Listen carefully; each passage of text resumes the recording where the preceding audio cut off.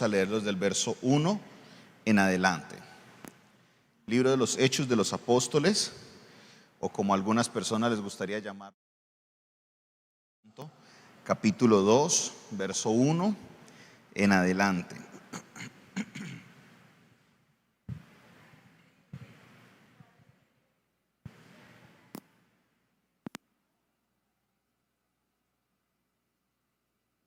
Cuando lo encontremos, podemos dejar saberlo como un amén, gloria a Dios, un aleluya. Dice la palabra de Dios de esta manera: cuando llegó el día de Pentecostés, estaban todos como,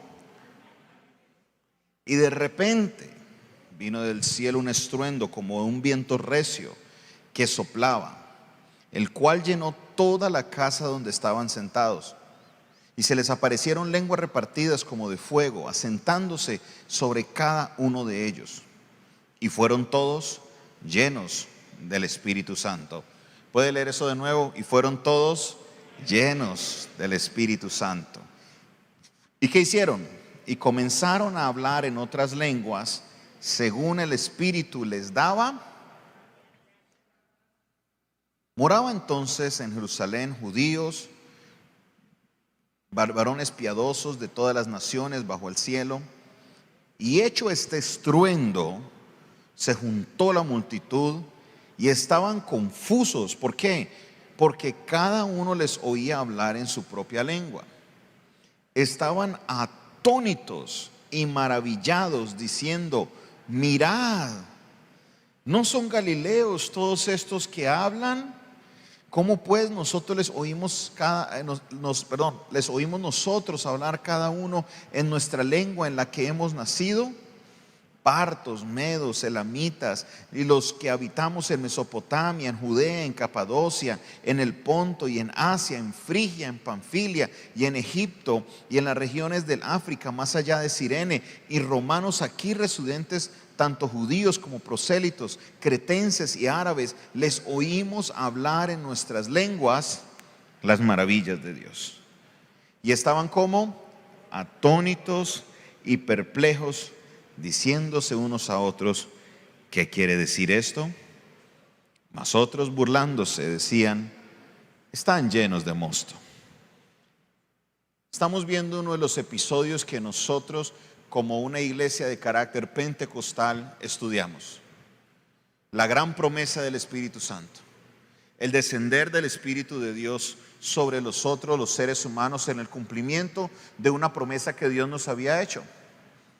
Que ya el Espíritu no solamente habitaría con nosotros, sino que habitaría en nosotros. Y esta lectura siempre es la antesala para una ministración, para una enseñanza en la cual hablamos de lo que es recibir el bautismo con el Espíritu Santo, o del Espíritu Santo. ¿Cuántos aquí ya son bautizados del Espíritu Santo? Amén. Esto se da muchas veces en la manifestación del hablar otras lenguas. Y tenemos unas fiestas maravillosas. Entendemos muy bien esta escena. No hay necesidad de entrar y explicarla porque la hemos estudiado una y otra y otra y otra y otra vez. Quiero invitarles hoy a que analicemos esta escena desde otro punto de vista. La Biblia, especialmente el libro de los Hechos de los Apóstoles, está escrito en un género que se conoce como narrativo. Es la narración de los Hechos de los Apóstoles desde que Jesucristo asciende. Empieza Lucas, el autor, a narrar. Si ustedes leen, una de las cosas chéveres del libro de los Hechos es esa, que no es tanto profecía, sino que, o por ejemplo el libro de Levítico, que es solamente rituales. Este es un libro narrativo, nos narra una historia. ¿Qué pasó con los discípulos y con los apóstoles una vez Jesucristo ascendió? Nos narra la conversión de Pablo. Nos narra una vez Pablo cuando se convierte, el proceso que él pasa para ir visitando, haciendo sus viajes misioneros, ganando almas para Cristo y fundando iglesias. Es una narración. En la Biblia encontramos tres tipos de narración. Hay tres niveles de narración. ¿Cuántos niveles de narración hay? Tres niveles. El primer nivel es en narración superior. Nivel de narración superior o narración en un nivel superior. Está mejor dicho de esa manera. Narración en un nivel ¿qué? Superior. Está el segundo, que es narración en un nivel medio y narración en un nivel inferior. Superior, medio e inferior. Quiero que usted mire estos tres niveles como cuando usted está con una foto en su celular. ¿Cuántos de ustedes tienen el celular que son táctiles? Levanten la mano. Una de las cosas que tienen chévere los celulares táctiles es que cuando usted recibe una foto, usted puede hacer así y la foto se amplía. No tienes que ver solamente la foto como antes llegaba en los coquitos, que si la vio bien y si no, pues, ay, cómo la quedó. No, podemos ampliar, podemos volver a salir, podemos acercarnos a medias o acercarnos bien a ver los detalles de la foto. A eso nos referimos con los niveles de narración. Cuando habla de nivel inferior es porque nos estamos acercando bien a un evento, a un espacio. Por ejemplo, analizar la última escena de la vida de José, cuando José se revela a sus hermanos. Esto es una narración de nivel inferior porque está bien cerquitica de todo lo que sucede para que a Abraham se le cumpla la promesa de que sus descendientes habitarían en Egipto. Desde Génesis 15 Dios le dijo a Abraham: tu generación habitará por 400 años en tierra extranjera. Para que eso se llegara al cumplimiento tocaba acercarse y acercarse y acercarse hasta que llegamos a la vida de José. José se revela por fin a sus hermanos, y entonces al revelarse a sus hermanos, los hermanos van y le dicen a su padre que encontraron a José. Él tiene su encuentro con José, y Jacob junto con las 70 personas vienen a morar en Egipto. Eso es una narración en nivel inferior. ¿Qué hicimos? Nos acercamos. La narración en nivel medio podría ser la historia de Abraham, cómo ellos llegaron a la tierra de Egipto y aún incluir los 400 años de cautiverio, de esclavitud. Y una narración en un nivel superior es el plan de salvación, no con la persona de Jesucristo, sino desde el principio, desde Génesis capítulo 3, que empezamos a ver la revelación cuando Dios le dice a Eva: y uno de tu simiente herirá a la serpiente. Y eso se viene a dar en un nivel de ¿cuántos años? Miles de años, hasta que Jesucristo viene a la tierra y en la cruz del Calvario dice Él: consumado es. Nivel superior, nivel medio y nivel ¿qué? Inferior. ¿Cuál es el problema que nosotros tenemos al entender la Biblia? Nos encantan las narraciones de nivel inferior. Nos encantan escuchar las historias, el pedacito de la historia. Somos felices. Nos encanta saber cómo José se encontró con sus hermanos. Nos encanta saber cuando Abraham fue a bajar el cuchillo y el ángel lo detuvo. Nos encanta ver cuando David cogió las piedras del río y cogió y le dio a Goliat y cayó Goliat al suelo. Qué hermosa es la historia de Sansón. Qué felices nos ponemos cuando escuchamos aquel evento cuando Pablo estaba predicando en un tercer piso, en un segundo piso, y predicando se quedó Eutico dormido y de allá arriba se cayó y se murió el muchacho. Y Pablo fue y oró por él, se hizo encima del muchacho y el hombre resucitó. Nos encanta oír estas narraciones cuando Jesús va en Juan capítulo 11 y se encuentra con la familia de su amigo Lázaro y le dice: Lázaro, ven fuera. Y Lázaro, que llevaba 4 días de muerto, ¿qué pasó? Salió. ¿A cuánto les gusta escuchar esas enseñanzas? Son maravillosas. El problema es que cada una de esas enseñanzas es parte de una narrativa de nivel medio. Y todas las narrativas de nivel medio son parte de la gran narrativa de la Biblia, que tiene que ver con el plan de salvación de Dios para todo el mundo. Del amor de Dios para con nosotros. Y nos hemos acostumbrado a ver la Biblia de esa manera, los solos episodios. Y venimos cada domingo con la mentalidad, con la expectativa de escuchar de un episodio. Pero resulta que en el episodio nos perdemos de lo que realmente tiene que ver la historia. Le voy a dar, por ejemplo, ya que arrancamos hablando de la vida de José, para muchos la historia de José es la historia de cómo una persona, de ser una persona en la cárcel, puede llegar a ser un príncipe. Para la mentalidad de muchos, el propósito de la vida de José es que él llegara a ser príncipe. Pero resulta que la palabra nos dice en Génesis 50, 20, que José reconoce que el tema no era él. Él le dice: ¿quién soy yo para perdonarlos a ustedes? Si Dios con lo que hizo, lo que quiso fue salvar a mucho pueblo.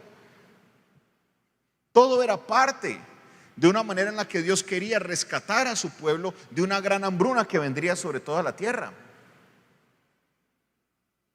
Al no entender la perspectiva mayor, nos perdemos lo mejor de la Biblia, porque no nos damos cuenta que todo es un enlace que viene desde el principio y todavía se está cumpliendo, porque la palabra de Dios nos dice que seremos testigos en Jerusalén, en toda Judea, en Samaria y hasta ¿dónde? El evangelio no ha llegado hasta lo último de la tierra todavía.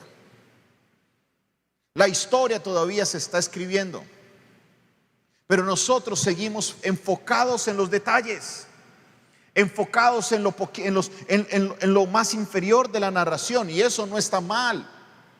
Pero el Señor hoy nos quiere invitar para que entendamos una narrativa completa, una historia completa.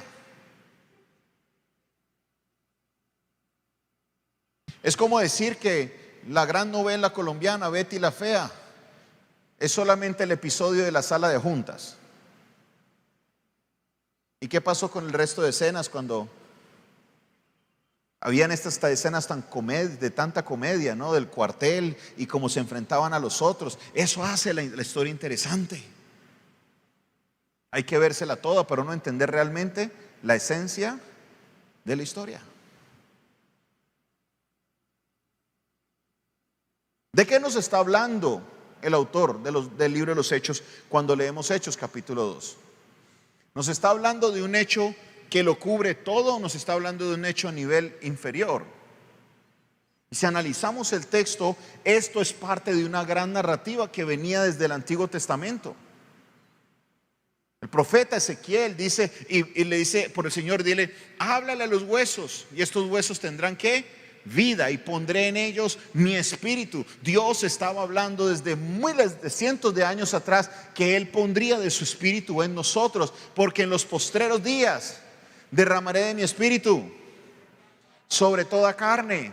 Profeta Joel hablaba de este episodio. Este episodio es parte de una gran narrativa que la veíamos aún presente desde el libro desde Éxodo, cuando la nube posaba en el tabernáculo, y que ahora nosotros somos el tabernáculo de Dios, el templo de Dios, y que el Espíritu de Dios mora en nosotros. Esto es solo un episodio, y sí está bien. Gloria a Dios porque nos dio de su Espíritu. Gloria a Dios porque nos ha llenado de su Espíritu. Gloria a Dios porque nos ha bautizado con su Espíritu. ¿Cuántos pueden dar gloria a Dios por eso? Pero esa no es toda la historia. Amén. Denles aplauso al Señor.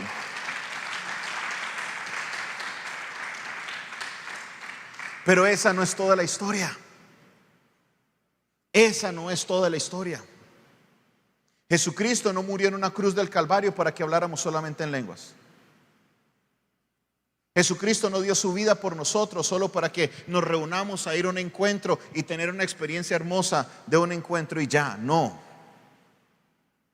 Jesucristo no murió solamente para que ellos tuvieran la experiencia en el aposento alto y ese fuera el fin de la historia. No, no y no. Me niego como pastor a permitir que las ovejas crean de que el fin de todo, que la alegría de todo creyente es simplemente llegar a ese punto. Porque si fuera así, Hechos solamente tendría 2 capítulos y aquí se acabaría el libro de los Hechos. Este sería el final. ¿Para qué Apocalipsis? Ya, este es el final de todo. Y recibirán del Espíritu. Vayan al encuentro, reciban del Espíritu y ya. Terminamos nuestra vida cristiana. Vivan felices, llenos del Espíritu y ya. ¿Será eso lo que Dios quiere?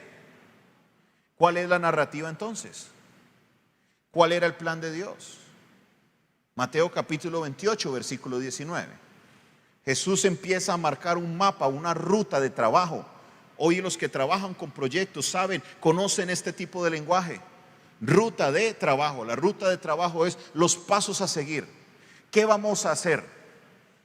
Jesús les dejó marcada esa ruta de trabajo y le dijo, bueno, yo voy a subir, ya yo me voy con el Padre.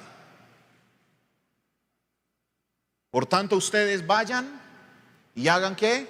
Discípulos.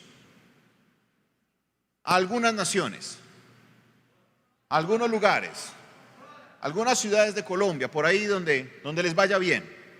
¿Dónde dice? A todas las naciones. Y después de ir ustedes y empezar a ser discípulos, ¿qué hay que hacer?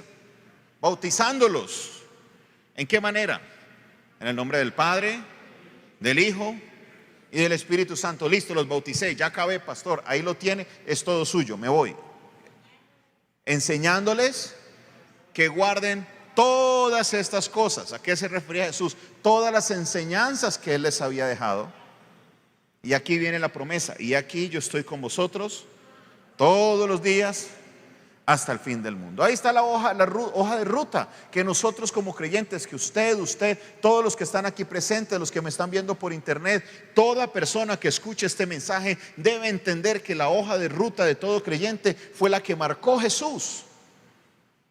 No es vaya a un encuentro y reciba el Espíritu Santo y quedes asistiendo a una iglesia, vaya a la iglesia, vea la transmisión todos los días y dé sus diezmos. Esa es la vida cristiana para muchos. Qué equivocados estamos. Qué equivocados estamos. La ruta que dejó Jesús es completamente diferente a la que ha sido marcada por muchas iglesias. Y desafortunadamente muchos creyentes están viviendo en esta ola. Por tanto, id y haced discípulos a todas las naciones. Por tanto, id y haced discípulos a todas las naciones, bautizándolos en el nombre del Padre, del Hijo y del Espíritu Santo. Veamos la versión del apóstol Lucas, del evangelista Lucas. Hechos capítulo 1. Cuando hablo de la versión estoy hablando de lo que es la escena de la ascensión. Verso 7, ¿qué les dijo? Hechos capítulo 1, verso 7. Y les dijo, no os toca a vosotros saber los tiempos o las sazones que el Padre puso en su sola potestad, pero recibiréis poder cuando haya venido sobre vosotros, ¿quién? El Espíritu Santo. Si este fuera el fin de todas las cosas, Jesús había ascendido y ya, se acabó. No más, Jesús no hubiera dicho más. Solamente les diría, pero recibiréis poder cuando haya venido sobre vosotros. Fin de la historia. Gloria a Dios. Terminamos esta historia. Ya todos ustedes dicen que fueron bautizados con el Espíritu Santo, ¿cierto? Sí, ya me dijeron que siento listo, ya acabé mi labor como pastor. Vacaciones. Me voy para Cancún con mi esposa. ¿Ya ese es el fin de todas las cosas? No, para nada. Esa es la narrativa en el nivel inferior, que nosotros estamos enamorados de esa narrativa, y está bien, enamórese de esa narrativa, pero entienda que todo es parte de una narrativa superior, mucho mayor de lo que nuestra mente puede calcular, mucho mayor de lo que nuestra mente puede comprender, pero todos nosotros somos parte de ese plan superior de Dios. ¿Y es cuál? Dice, y me seréis testigos en Jerusalén, en toda Judea, en Samaria y hasta lo último de la tierra. Aquí Dios vuelve a plantear su ruta de trabajo y nos dice, mire, el tema no es de que ustedes sean llenos y se me queden en Jerusalén. No, yo voy a causar que ustedes se esparzan, que salgan de Jerusalén a la región de Judea, que de Judea vayan a la región de Samaria y de Samaria se vayan hasta lo último de la tierra. Esa es la ruta de trabajo de Dios. Y nosotros, ¿en qué punto estamos?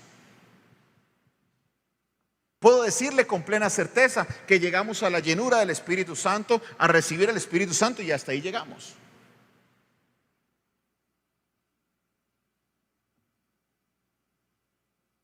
Vaya de nuevo al capítulo 2, de nuevo, y vaya conmigo al verso 14.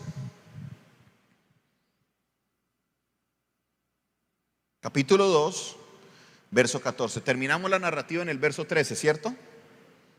Entonces, como hay un subtítulo en el medio, pensamos que son dos narrativas diferentes. Pero ¿qué dice? Entonces Pedro,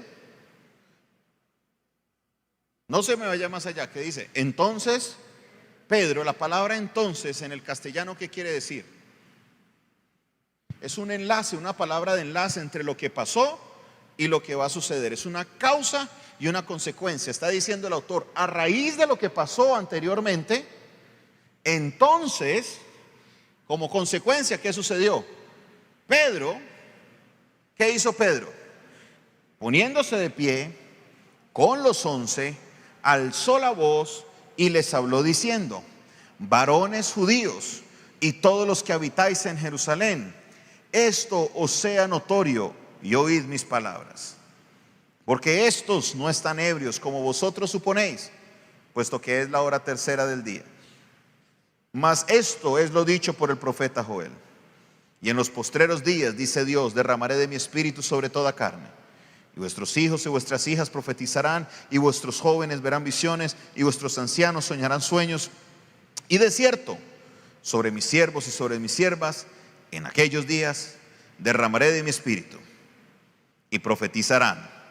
Y daré prodigios arriba en el cielo y señales abajo en la tierra: sangre y fuego, vapor de humo. El sol se convertirá en tinieblas y la luna en sangre, antes que venga el día del Señor grande y manifiesto. Y todo aquel que invocare el nombre del Señor será salvo. El mismo Pedro nos está exponiendo qué es la siguiente parte de la ruta de trabajo. No es quedarse sentado admirando, ay, qué lindo lo que hizo el Señor. Alabemos al Señor en lenguas, y alabamos al Señor en lenguas, y danzamos y brincamos y remolineando el poderoso Israel. Cantaré al Señor por siempre, y se acabó la fiesta, gloria a Dios, aleluya. Me voy para la casa y a seguir en las mismas.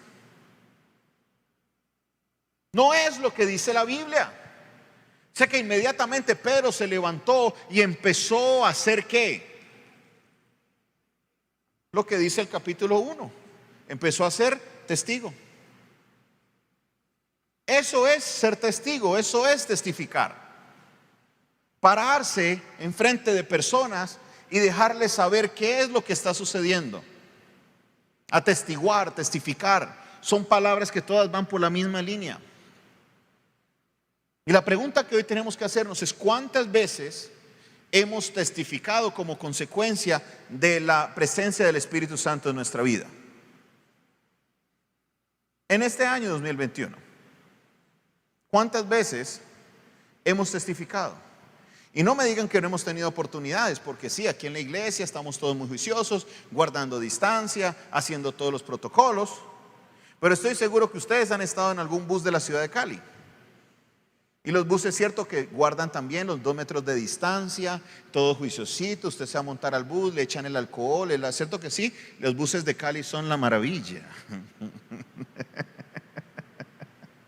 Creo que se me nota un poquito el sarcasmo. Ver las ventanas llenas de personas, cómo están amotinadas en los buses, sin temor alguno a la enfermedad. Ver los centros comerciales donde las filas, más ya no hay filas, la gente simplemente se amontona.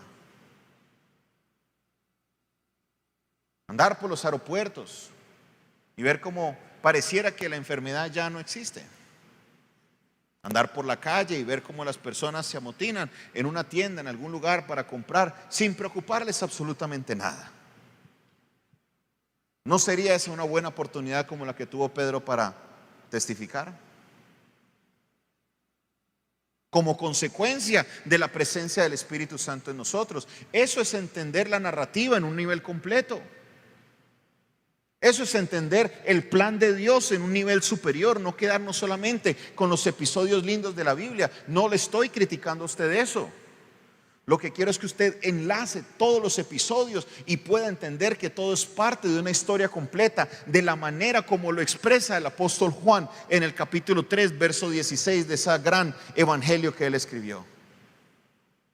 Por esto este es el versículo más enseñado, el versículo más repetido en todos los creyentes, porque es un sumario, es un resumen de qué se trata la Biblia. Si alguien le pregunta a usted de qué se trata la Biblia, usted puede decirle Juan 3:16 y ese es el resumen. Porque de tal manera amó Dios al mundo que ha dado a su Hijo unigénito, para que todo aquel que en Él crea no se pierda, mas tenga vida eterna. ¿De qué trata la Biblia? De eso trata. Esa es la temática de la Biblia. Y al ser la temática de la Biblia, ¿sabe de quién tiene que ser la temática también? Mía y suya. Como lectores y hacedores de la palabra, porque es la exhortación que nos hace Santiago. No solo sed oidores, sino que sed ¿qué? Hacedores. Si la Biblia tiene esa temática, también es mi responsabilidad andar con esa temática. Predicar la palabra de Dios, hablar la palabra de Dios, enseñar la palabra de Dios, hablar la palabra de Dios. Esa es mi responsabilidad, mi hermano y mi hermana. No puedo seguir de brazos cruzados esperando a que las cosas sucedan, que los pastores vayan a predicar, que los evangelistas vayan a evangelizar y mientras tanto el ministerio del calientasillas, vea, tiene turnos a la espera. No más.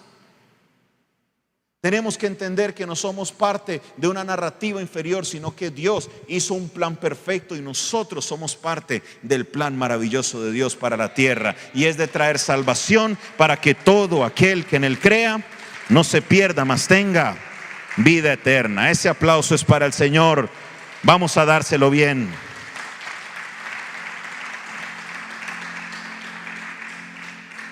Usted va a leer todo el libro de los Hechos y en todos los libros de los Hechos usted va a encontrar esa temática.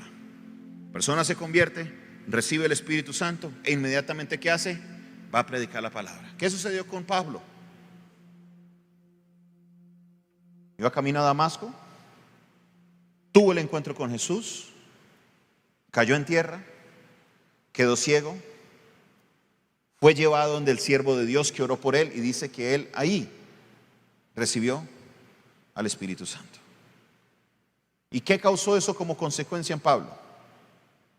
Que en los primeros 2 años de su vida predicó el Evangelio y luego dijo, uy no, ya yo soy apóstol, yo no tengo que predicar la palabra, que lo hagan los demás.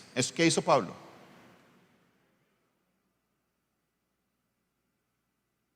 Lo que dicen los libros de historia es que Pablo murió. Cada defensa que él le correspondía en una corte, cada ida a una corte para poder defender su caso era una oportunidad para él predicar el Evangelio. Él entendió que Dios lo había escogido a él como ciudadano romano, porque los que no eran ciudadanos romanos no tenían derecho a apelar al César. Él como ciudadano romano tenía derecho de apelar al César. Y su apelación al César no era para pagar un gran abogado y poderse defender. No era para presentar un caso para que él saliera inocente y pudiera seguir predicando la palabra, sino que él aprovechó la oportunidad para pararse frente al César y llevar una palabra que de ninguna otra manera le llegaría a los oídos del gran emperador. Y así lo hizo. Predicó la palabra hasta sus últimos días. No se cansó. Nosotros, sin importar cuánto tiempo llevamos en el Evangelio, 6 meses, 1 año, 10 años, 5 años, 15 años, 20 años, 50 años, si estamos llenos del Espíritu Santo, la consecuencia en mí es que debo ser un testigo de la palabra de Dios. No como un evento, no como una campaña evangelística, no porque va a haber alguna motivación o porque yo voy a lograr, me van a dar un premio por poder ganar almas, no. Porque esa es para la razón para la que fuimos nosotros escogidos.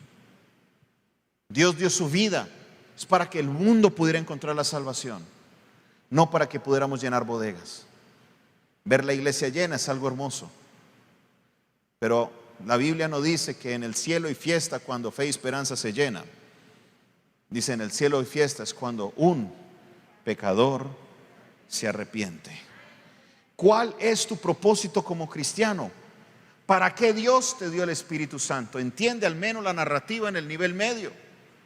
Así no entiendas toda la Biblia, porque requiere tiempo uno lograr comprenderla de Génesis, Apocalipsis, pero al menos se entiende que en el libro de los Hechos, no en el nivel inferior, pero en el nivel medio, el propósito de Dios es que nosotros con el Espíritu Santo tengamos el poder de testificar, tengamos el poder de hablar, tengamos el poder de hablar el mensaje de que Jesucristo vino a esta tierra, murió y resucitó, y ahora está sentado a la diestra de Dios Padre, y que un día esperamos su venida.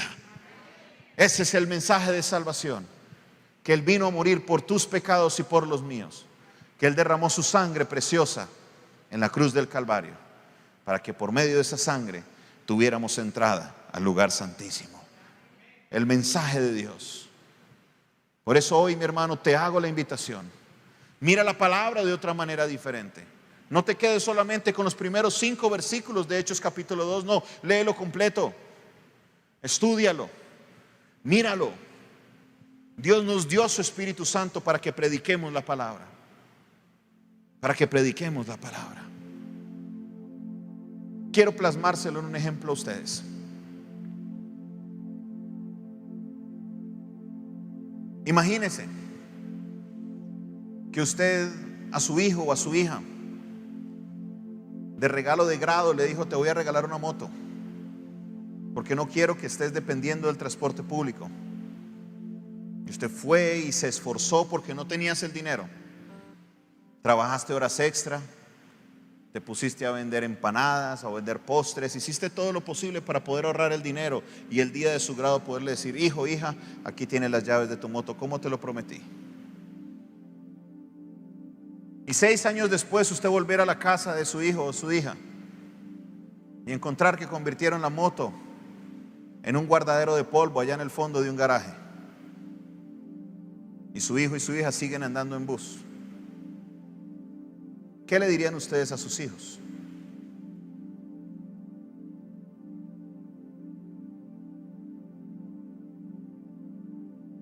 Creo que con la cara que ustedes han puesto no habría necesidad de decirles absolutamente nada. Y el desánimo, el saber todo lo que usted se esforzó para poder conseguirle eso, y lo tenga ahí tirado sin sacar provecho de él, usted se decepcionaría. Lo que hizo Jesús por nosotros fue mucho más que comprarnos una moto y esforzarse vendiendo postres para comprárnoslo. Lo que hizo Jesús fue algo tan grande que no tiene precio. No podemos cuantificar con un valor que usted pudiera comprar lo que Jesús, y no hay dinero en el mundo que pueda pagar eso. Sin embargo, Cristo lo dio en la cruz del Calvario.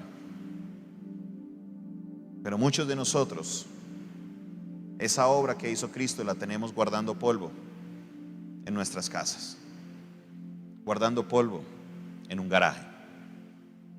Cristo no murió para que nos quedáramos con eso quieto, no. Cristo murió para que el evangelio sea predicado, como lo dice en la escena de la ascensión, según el primer evangelista que escribió una carta, un evangelio, Marcos. Por tanto, id por todo el mundo y predicad el evangelio. ¿A quién? ¿A algunas criaturas? ¿A quién? A toda criatura. Mire que no le he hablado de un solo libro, le he hablado de 4 o 5 libros de la Biblia en un momento, los cuales expresan la narrativa en un nivel superior de para qué Dios envió a su Hijo a morir por nosotros. Si usted está convencido que realmente el Espíritu Santo mora en usted, si usted está convencido que el Espíritu Santo ha bautizado su vida, si usted quiere vivir una vida llena del Espíritu Santo, ha llegado la hora, ha llegado el momento en el cual nosotros tenemos que ponernos de pie e ir por la gran cosecha que viene para Cali, ir por la gran cosecha que viene para Colombia, e ir por la gran cosecha donde sea que Dios los envíe a ustedes, porque la visión se hará realidad desde Cali para las naciones de la tierra. Donde sea que Dios los envíe, que el poder del Espíritu Santo los lleve para ganar almas y predicar el evangelio, para que todo aquel que en él crea no se pierda, mas tenga vida eterna.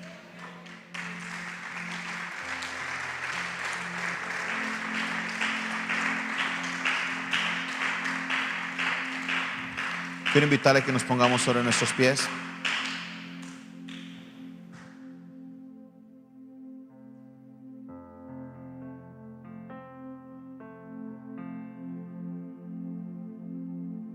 Por los siguientes 2-3 minutos,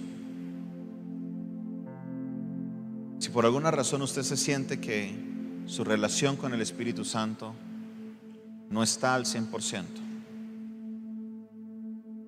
vamos a invitar a que el Espíritu Santo se mueva en nosotros. Pero su mover se va a dar con poder al salir de aquí, no aquí. Ya ustedes han experimentado lo que es el gozo del Espíritu Santo en la iglesia. Nuestra meta es que salgamos y le dejemos saber al mundo lo que es el gozo del Espíritu Santo. Vamos a predicar la palabra. Vamos a llevar el mensaje. Pidámosle al Espíritu Santo que se mueva en nosotros. El Espíritu de Dios está en este lugar. El Espíritu de Dios se mueve en este lugar. Está aquí para consolar.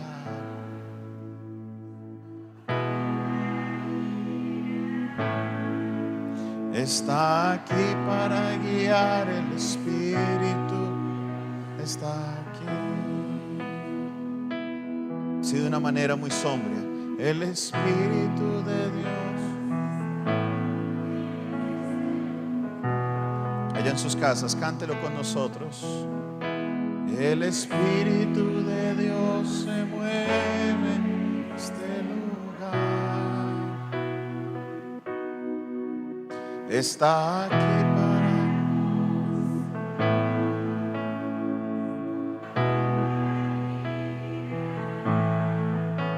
Está aquí para guiar. El Espíritu de Dios está aquí. Y muévete en mí.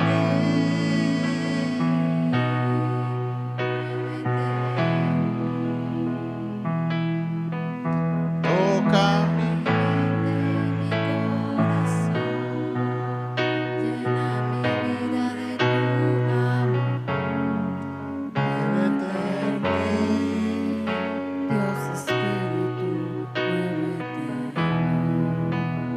muévete en mí, Señor. Muévete en mí.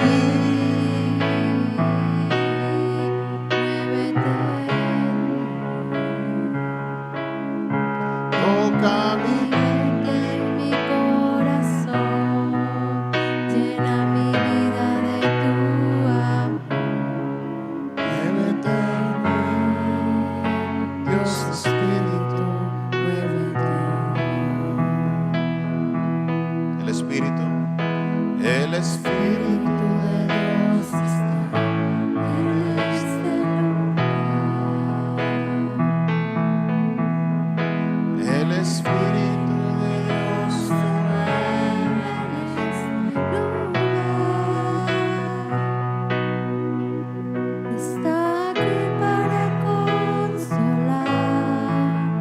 Está aquí para liberar. Está aquí para guiar. El Espíritu de Dios está aquí. El Espíritu de Dios está. El Espíritu de Dios está en este lugar. El Espíritu de Dios se mueve en este lugar. Está aquí para consolar. Está aquí para liberar.